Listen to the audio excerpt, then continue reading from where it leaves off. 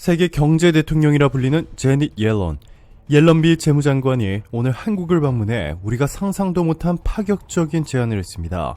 최근 수년 동안 한국은 너무나도 막강한 최강 선진국으로 성장했고, 이에 따라 한국에 대한 미국의 대우가 완전히 바뀐다는 것인데요. 전 세계 주요 외신들은 그동안 모든 특혜를 일본에 몰아줬던 미국이 한국과 가장 강력한 경제 동맹을 맺고 미국이 줄 수 있는 모든 특혜들을 한국에 몰아줄 예정일 뿐만 아니라 한국인 모두가, 심지어 미국인들조차 깜짝 놀랄만한 이 파격적인 제안을 해 한국이 너무 부럽다라는 반응을 보인 보도를 쏟아내기 시작했는데요. 미국이 도대체 어떠한 대박 제안을 했길래 전 세계 언론들이 이처럼 난리가 났는지, 미국의 이러한 파격적인 결정에 한국은 웃고 일본은 망연자실해하는 이 놀라운 상황을 최고 수익률이 여러분들에게 전해드리겠습니다. 전 세계 경제 대통령이라 불리는 사실상 미국 최고 실세 서열 1위 제닛 옐런. 뉴욕 브루클린의 유대인 집안에서 태어난 옐런은 이 브라운대에서 경제학을 전공한 뒤 예일대에서 경제학 박사를 받은 초엘리트입니다. 이후 하버드 대학교에서 조교수로 일하다가 캘리포니아 대학교 버클리교에서 경영대학원 교수로 지냈습니다. 그러다 빌 클린턴이 대통령 경제자문위원장으로 제닛 옐런을 선택했고, 2004년부터 2010년까지는 샌프란시스코 연방은행 총재 타이틀을 거머쥐었습니다. 미국 역사상 이렇게 빠른 속도로 영향력을 확대해 나간 인물은 없었습니다. 결국 옐런은 2014년부터 미국 연방준비제도 페드 의장으로 취임했는데요. 이때부터 경제 대통령이라는 단어가 널리 쓰이기 시작했습니다. 옐런의 말 한마디에 따라 전 세계 금융시장이 심각하게 들썩였기 때문인데요. 옐런이 웃으며 앞으로 경기가 좋을 것이라 말하는 순간 전 세계 주식시장이 미친 듯이 올랐고, 반대로 심각한 표정으로 경기가 나빠질 것이라 하면 종목을 가리지 않고 세계 주식들은 우수수 떨어졌습니다. 제닛 옐런이 지난 어느 역대 연준 의장보다 훨씬 더 영향력이 막강하고 전 세계 언론들에 의해 매일같이 주목받고 있는 이유 중 그녀의 남편도 큰 몫을 했습니다. 옐런의 배우자는 조지아서 에컬로프로 노벨 경제학상을 수상한 인물입니다. 이 조지 에클로프가 노벨 경제학상을 수상했을 당시 전 세계 경제학자들 뿐만 아니라 모든 주요 외신들이 대대적으로 보도하며 전 세계 경제에 지각 변동이 있을 것이라 극찬하며 보도했던 이유는 바로 이 경제학의 심리학을 접목시켜 소비자의 실제 행동 패턴을 분석한 놀라운 업적을 남겼기 때문입니다. 이 놀라운 내용이 담긴 그의 논문 레몬 시장 이론이 세상에 공개된 뒤 전 세계 경제에는 지각 변동이 일어났는데요.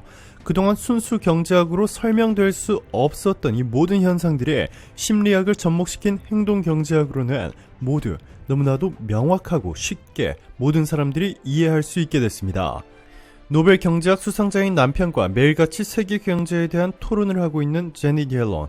미국 연준 의장직에서 내려온 뒤에도 여전히 세계 경제 대통령이라 불리고 있는 이유는 이 바이든 정부의 재무장관으로 임명된 뒤에 그녀의 말 한마디에 연준이 움직이고 그녀의 말 한마디에 전 세계 금융시장이 휘청이고 있기 때문입니다. 원래 미국 연준은 정부와 철저히 독립된 기관으로 유명한데 이 옐런이 바이든 행정부의 재무장관으로 임명된 후부터는 완전히 바뀌어버렸습니다. 옐런이 얼마나 영향력이 막강한 인물인지가 증명된 셈인데요. 세계 경제 대통령이라 불리는 제닛 옐런이 놀랍게도 한국을 방문했습니다. 더 놀라운 점은 제닛 옐런이 한국을 방문하는 동안 한국 기업에 직접 방문하기까지 한 것인데, 옐런이 이렇게 다른 나라를 방문해 대통령과 면담한 뒤에 그 나라 기업들까지 직접 방문한 사례는 너무나도 이례적입니다. 제닛 옐런은 이번 방한 기간 중 한국의 LG화학을 방문해 한미 배터리 동맹을 역사상 최고 수준으로 강화하겠다는 의지를 천명했습니다. 옐런이 방문한 장소는 LG 사이언스파크 내 LG화학 첨단 소재 산업본부 R&D 시설인데요. 세계 최고의 배터리 기술을 보유한 한국과 세계 최대 소비 시장을 보유한 미국이 손을 잡고 전 세계 배터리 공급망 시장을 장악하겠다는 의지로 해석되고 있습니다. 이번 옐런의 파격 제안에 중국 전체가 발칵 뒤집혔습니다. 옐런이 한국을 방문해 미국과 한국 주도의 칩4 동맹을 확정짓자 한국이 미국 주도의 반도체 공급망 동맹 이른바 칩4 반도체 4개국을 의미하는 이 동맹에 참여한다면 한국의 반도체 산업이 타격을 입어 득보다 실이 클 것이라고 중국 유력 관영 언론이 대대적으로 보도했습니다. 그러면서 한국이 미국의 압박에 굴복해 칩4 동맹을 맺은 것은 한국의 득보다 실이 클 것임을 분명히 한다. 작년 한국의 메모리 반도체 수출액 690억 달러 가운데 대중국 수출이 48%를 차지했다.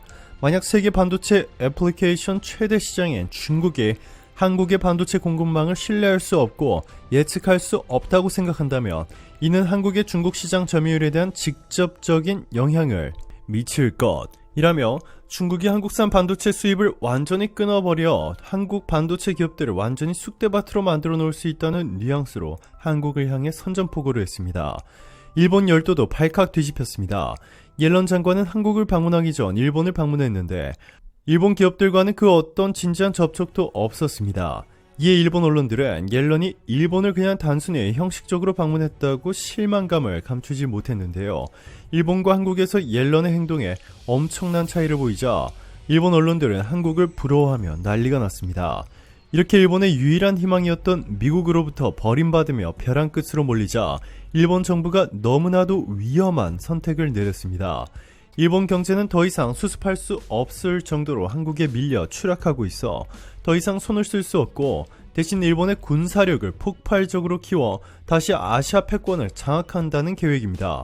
군사력으로 한국을 제압하면 일본이 한국에 유리한 조건으로 외교 협상을 할 수 있다는 이 위험한 생각입니다.